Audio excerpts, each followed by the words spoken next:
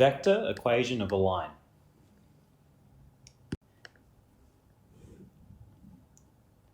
When describing a line in just Cartesian equation with just an xy axis, usually we could think about all we need is 2 points and we could describe the equation of a line. So given 2 points, A and B, this would be enough information to make an equation of a line that we could fully define. But with vectors, it's a little bit different. So we're going to look at having our x, y, z axis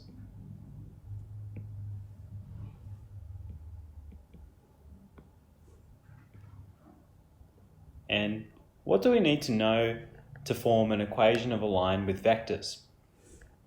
So let's say we have some line. The only thing, we need two things to describe this equation of a line. We need one point that it goes through, and all we need is one vector that's parallel to that line. So let's say we have some vector out here that happens to be parallel to our line, and let's call it D. And if we have these two bits of information, this is all we need to make an equation of a line. And the way we do that is that we can translate this vector D so that it comes from the point that we know. So let's copy that vector in there because it doesn't matter. If we move our vector around, it's the exact same vector. Then we create a position vector from the origin going to the point that we know, and let's call that vector A.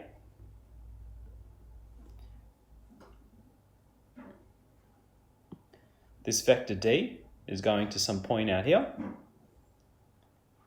Then our equation of the line could actually be represented by this vector here, which we can call R. And R is going to equal to A plus D. But this won't be enough information to describe the line fully. What we need to do is multiply the vector D by some constant scalar. Let's call it lambda. And if we do that, what will happen is this point is fixed. So this vector A is fixed. But by multiplying D by some scalar, it can change the length of D along this line. And for all values of lambda, we'll be able to describe any point on this line. So if we think about multiplying lambda, using lambda equals 2, what will happen is this vector D will double in length, and then we can describe the point out here. If we multiply D by -1, so using lambda as -1, it'll flip the vector, keeping it the same length, and point this way and describe this point out here. If we use lambda as -2, it'll take D, flip it, and double it, and we'll be able to describe the point out here. So for all values of lambda, that equation of the line is fully defined. So when you want to create an equation of a line, we're using this form where A is some point, is a vector that describes a point that the line passes through, and the vector D is a vector that's parallel to the line that you want. So how can we use all this? It's best to look at it with an example. So we're after the vector equation of a line.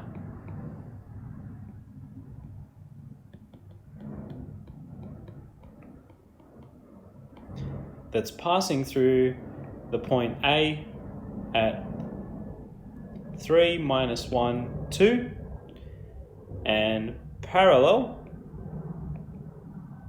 to the vector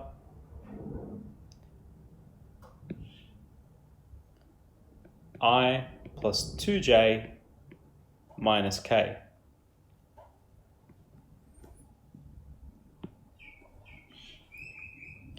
So we know we can create an equation of a line using r equals a plus lambda d, where a was the point that it's going through as a vector, and d was the vector that's parallel to that line. So we just need to transform this coordinate of a into its position vector. So that'll give us 3i minus j plus 2k. So then our vector r can be described as a, which is 3i minus j plus 2k plus lambda times the vector that's parallel to the line, which we know as I plus 2j minus k. And let's just expand it out. So we're going to get 3i minus j plus 2k plus lambda I plus 2 lambda j minus lambda k. Then we'll group our i's, j's, and k's together. So we're going to get the vector r equals, well, we've got 3i plus lambda I, so we're going to have 3 plus lambda all times I. Got minus j and 2 lambda j, so that's going to give us 2 lambda minus 1 times j. And we've got 2k minus lambda k, so we're going to get 2 minus lambda all times k as our final vector that fully describes the equation of the line. Now, some things to know is that when lambda equals 0, so let's go ahead and just plug in lambda equals 0, we'll have r equals 3i, lambda equals 0 minus j, and 2 minus 0 is 2, so we get plus 2k. When lambda equals 0, this describes the point exactly that we needed as a reference point, which is this point A.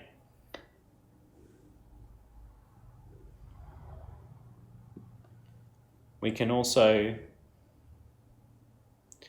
sub in another point, let's just say 2. So then we'll have r equals 3 plus 2 is 5, so we get 5i. 2 times 2 is 4 minus 1 is 3, so we get 3j. And 2 minus 2 is 0, so we get no k component. And now this vector also would lie on the line, so all these values of lambda lie on the line. One thing from here we can also do is create a set of parametric equations that describe the line as well, because now that we've split them up into their x, y, and z components, we could actually say that x has to equal 3 plus lambda, y equals 2 lambda minus 1, and z equals 2 minus lambda. So we get our set of parametric equations where the parameter is lambda, and we can just sub in any value of lambda, and they will give us points on the line. For example, if we wanted to know if the point, let's see, does -1, -9, 6 lie on the line, we could just sub those values into our parametric equations, and if they all give the same value for lambda, then we know it's a point on the line, because we can use these as our x, y, and z. So let's do that. So we're just going to get -1 equals 3 plus lambda. So solving for lambda, we're going to get lambda equals -4. our next equation, we get minus 9 equals 2 lambda minus 1. So adding 1 to both sides, we get minus 8 equals 2 lambda, and dividing by 2, we get minus 4. So far so good. And finally, we get 6 equals 2 minus lambda. So we get 4 equals minus lambda, and lambda equaling minus 4. And since we get the same lambda for all of the parametric equations, we can confirm that that point does lie on the line.